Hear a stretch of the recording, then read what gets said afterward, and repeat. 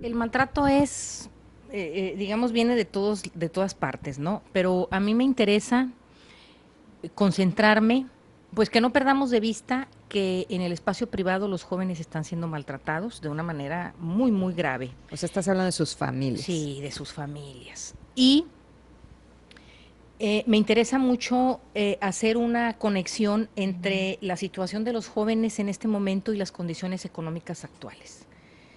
El modelo económico global, o sea, el capitalismo neoliberal, el capitalismo salvaje, el capitalismo gore, como muchos estudiosos le llaman, que es un modelo productor, es un modelo económico de desastre, ¿no?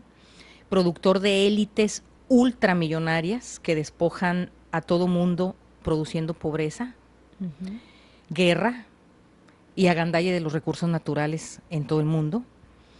Esas condiciones económicas, ese modelo económico es el que expulsa a los jóvenes a la falta de oportunidades, a la migración, a la delincuencia. Ajá. Es decir, aparte de todas estas condiciones, hilos sueltos que ha dejado el Estado, aparte el modelo económico es un tornillo más de tortura y de zozobra para los jóvenes de hoy, a quienes bajo este modelo económico se les roba y se les vende, se les prostituye, se les obliga a participar en la industria pornográfica, se les desplaza convirtiéndolos en migrantes con todos los peligros y el dolor que ello trae consigo, se les esclaviza laboralmente, se les explota o se les excluye, se les recluta como sicarios, se les secuestra para hacerlos militares y guerrilleros. Es decir, el sistema los obliga a convertirse en delincuentes. Y por si eso fuera poco, se les envicia con los más horrorosos o con las más horrorosas drogas de diseño, ¿no? Hechas para convertirlos rápidamente en adictos. Sí. Ajá. Drogas de diseño. Sí, sí, porque son drogas de diseño. Claro. ¿Sí? Y todavía encima de todo eso, Ileana, auditorio, la sociedad entera, todas sus instituciones, reprimen el disfrute y libre uso de su sexualidad. Tenemos jóvenes sexualmente reprimidos y por eso es que los jóvenes viven su sexualidad de una manera tan abrupta y tan absurda y tan peligrosa y tan riesgosa. Sí, porque se tienen ¿Qué un esconder? alto número de embarazos en adolescentes de 13 Por años. supuesto. Niñas de 13 años. Sí, ajá, porque tienen que hacerlo a escondidas de sí mismos, ¿no? Falta información, Sí, entonces, educación. ¿cómo vas a ejercer tu sexualidad de una manera libre y responsable si lo tienes que hacer a escondidas, si lo tienes que hacer, hasta tú te lo tienes que negar? Ajá. Para ser consciente, por ejemplo, usar condón, pues tienes que hacer consciente que estás teniendo relaciones sexuales, ¿no? Y los Sí. jóvenes no pueden hacer eso. Sí, sí, sí, sí, Sí, sí. lo A lo tienen que mejor el negar. no uso del condón es parte de lo estoy haciendo, pero no lo quiero aceptar y no Y entonces, tengo la responsabilidad, ¿no? exacto. Entonces, imagínate, todas esas condiciones en su casa, maltratados. Un sistema. Estamos hablando de un gran porcentaje de jóvenes, no de todos, ¿eh?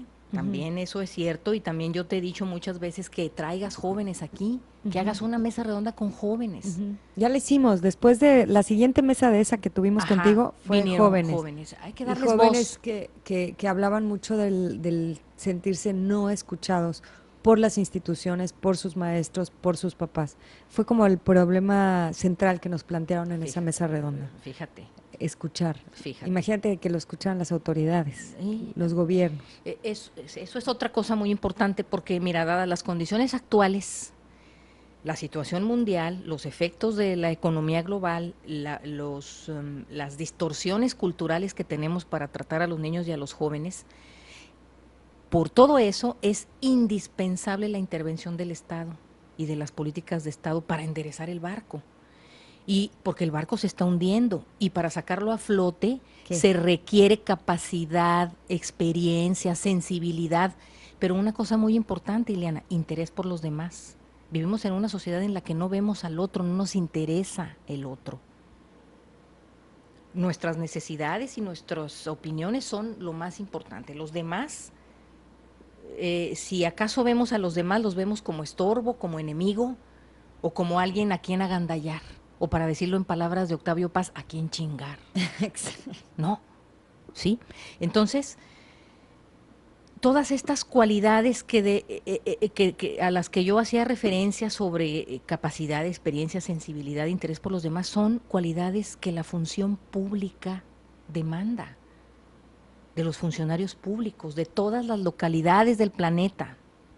Se necesitan revolucionarios, rebeldes, opositores que se opongan o que pongan resistencia a la monumental decadencia y a los retrocesos que está generando este modelo económico, a la incapacidad política de las élites, que me parece a mí es producto de la avaricia y de la ceguera de quienes dirigen la economía mundial y los gobiernos, ¿no? ¿Qué políticas públicas crees tú que se necesitarían para empezar a darle la vuelta a esta situación? No de inicio, porque es generacional, este cambio. Pero ¿qué necesitan hoy los jóvenes? ¿Por dónde empezar? Desde tu punto de vista como socióloga. Mira, a mí me parece las urgentes son resolver los más graves problemas, el embarazo adolescente. O sea, se necesita un replanteamiento educativo, de la política educativa, se necesita un replanteamiento, una reorientación de la política cultural. Es más, política cultural ni hay, en muchos estados no hay. Los estados piensan que hacer eventos, esa es la política cultural, y no es así. Se necesita reorientar la política cultural, se necesita ajustar la política educativa, y en cuestiones de salud se necesita detener urgentemente el embarazo adolescente. Eso es urgente. Los jóvenes no pueden estar teniendo hijos por accidente, por error. Eso habla de una falla en un sistema educativo y en un sistema familiar, ¿no? Sí, que un claro. adolescente esté embarazado es un problema de responsabilidad de padres y de maestros. Sí, pero no, yo no creo tanto eso. Mira, es que, como te digo, está tan socavada la sociedad, por muchas razones. Las mujeres han sido arrojadas a la fuerza laboral afuera, o sea, pero si peleábamos por eso. Pues sí, pues qué mal, estamos como ratitas de esas que están en una ruedita dando vueltas y no llegan a ningún lado. Ajá. Sí es cierto que queremos estar en el mundo del trabajo, bien pagadas, con todos como dicen, con todas las de la ley, ¿no? Ajá. Sí, y eso no está sucediendo.